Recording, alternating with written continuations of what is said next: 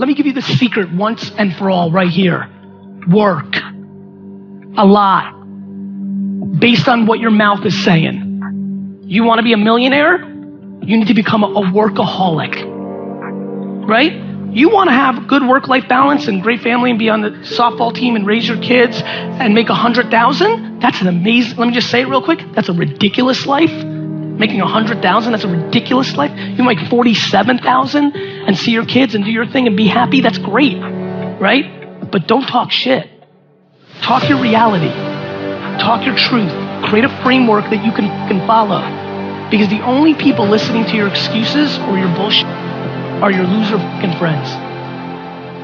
My self-esteem, even though I was building it up and I lost weight and stuff like that, I'm now around the most uncommon of uncommon people. And I'm like, my God, I'm here. Do I belong here? Do I belong here? So your mind has a good way of taking the path of least resistance. Whenever friction happens, friction causes growth. Whenever friction happens, that's why a lot of us don't have any growth, because when friction happens, we go the opposite direction. So in my mind, when friction happened, my mind said, oh, hey, man, let's get out of here. You're not real.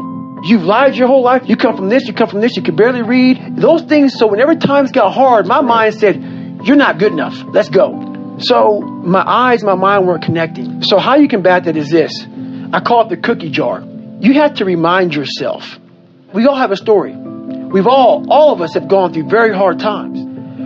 But when we're in a hard time, our mind has a way of forgetting what all we've overcome. I have a way of taking 1 second when I want to quit and saying, okay, you endured this.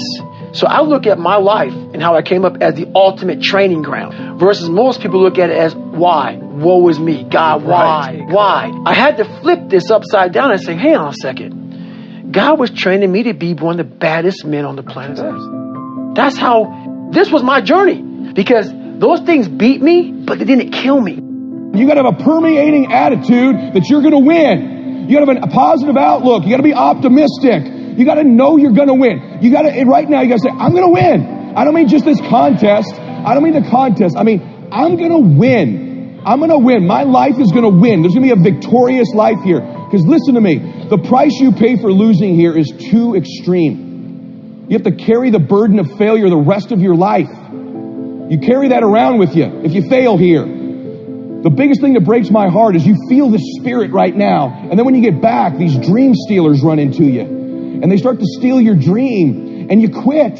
You give up. You got to decide I'm going to win. You got to decide that the failure part of carrying failure, you've been exposed to what your life could be. If you fail here, the price is extreme. It's forever. You carry the failure forever. I'm being honest with you. I meet people oftentimes that say, I was in WFG. You really changed my life at this meeting. But. And they put their heads down. They've been carrying it. They carry it. They see these Facebooks and Instagrams and what we're doing. You got to know you're going to win. You got to sell out. Yeah, I'm telling you, you got to become a sellout. You need to sell out. You need to get obsessed. You got to get relentless. You got to be a road dog. You got to get intense. That's what you got to do. You got to put your head down for a 4 to 6 year window. I don't care if you're brand new or you're one of these front rows. We need 4 to 6 years right now, like the best you ever had. You can feel it from me right now. I've been doing this 25 years. I haven't felt like this in 20. This is going to be the best run we've had. We're playing offense again. We're selling the dream again. You can feel it. We got some swagger at this convention, don't we? You can feel it. You can see the videos. We need your best. Let's go on a run. See, we're a family. We're a dysfunctional family sometimes, but we're a damn family. We don't always get along, but at the end of the day, we've done something great together. We've made history together. It's so funny we're talking about, there's nothing even remotely, there's not even something even 22% the size of WFG. It's hilarious that somebody you think that there's something like this. My God, this is a behemoth. This is the Lakers, this is the Yankees, this is the Celtics, this is the Dallas Cowboys, this is the Patriots. There's nothing like it in the world. There's some dream stealers. You need to look out for these 4. I don't want them to happen to you. You ready? Say yes. Dream stealer number 1 that'll take you out of here. Lack of confidence or faith. Lack of belief. It'll steal your dream. You got to know you're going to win. You got to have some faith. These people sitting around you right now, they're whispering to you, you could do this. I believe you. Just like when you were a little boy. Just like when you were a little girl. They've always believed in you. They've always known you were going to do something special. They always knew you were great. You need to know it. You need to take that God that's sitting there with you and those precious souls that have passed, that have always believed in you, and you carry them with you everywhere. They're with you anyway. Acknowledge them. If you don't believe that, honor them. Honor God. Honor these people who believed in you with your magnificent life. Honor them. Don't give in to lack of belief, lack of confidence. Don't ever do that again. Don't do it in WFG or out of WFG. You were made to do something great. You're special. You were made in the image of God. Something awesome is supposed to happen for you. And those of you that have made something awesome happen, something even more awesome is supposed to happen for you. The mind has the tactical advantage over you at all times. At all times of your life, the mind has a tactical advantage over you. Why is that? It knows what you're afraid of. It knows your insecurities. It knows your deep, dark lies. And it starts to push you away from that shit. It pushes you in a direction that is comfortable. The mind controls everything.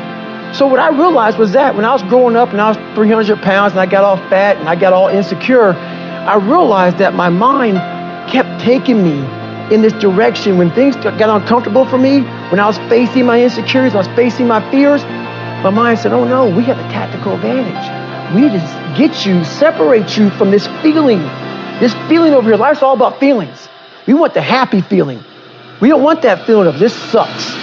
Why am I here? And you don't have any, so you can't answer those questions, so you leave. I started realizing that if in that moment you can answer those questions and you are now in charge of your brain versus your brain ruling you, that's where all that stuff comes from. So the 40% rule is all of that. You get to 40%, your brain says, we're done. Let's roll, man. This is starting to get painful. This is uncomfortable. So you sit down. You have to figure out ways, and everybody's different. That's how the book kind of talks about, like we all have these things about, 5 steps to this and 4 steps to this. It's a lot more than that. That's all bullshit. It's a practice that you have to, it's a habit. So if you know that at 40%, I'm feeling pain. At 40%, I'm feeling pain. That's where the 40% rule kicks in. Now it starts. Okay, I'm feeling pain. My mind's saying all this shit to me. It's saying, get out of here, run, flee. The fight or flight kicks in. Okay, we're done. We're not good enough. It starts telling you all these things. You start to believe it because the mind controls all. This is the time where you have to gain control back of your mind. It's okay. Let me see if I can go 45%. And once you start giving yourself more and more hope and start realizing, okay, the mind starts to be, okay, what are you doing? We're supposed to be going right and you're going left. You start then controlling your mind. Start finding more in yourself. And then it goes from 40% to a lot further than that. But that's the start of it though. Get to the spot where your mind is saying stop. Wherever that is, you got to get there first. And then that's when that starts to work for you. You got to control yourself in that moment.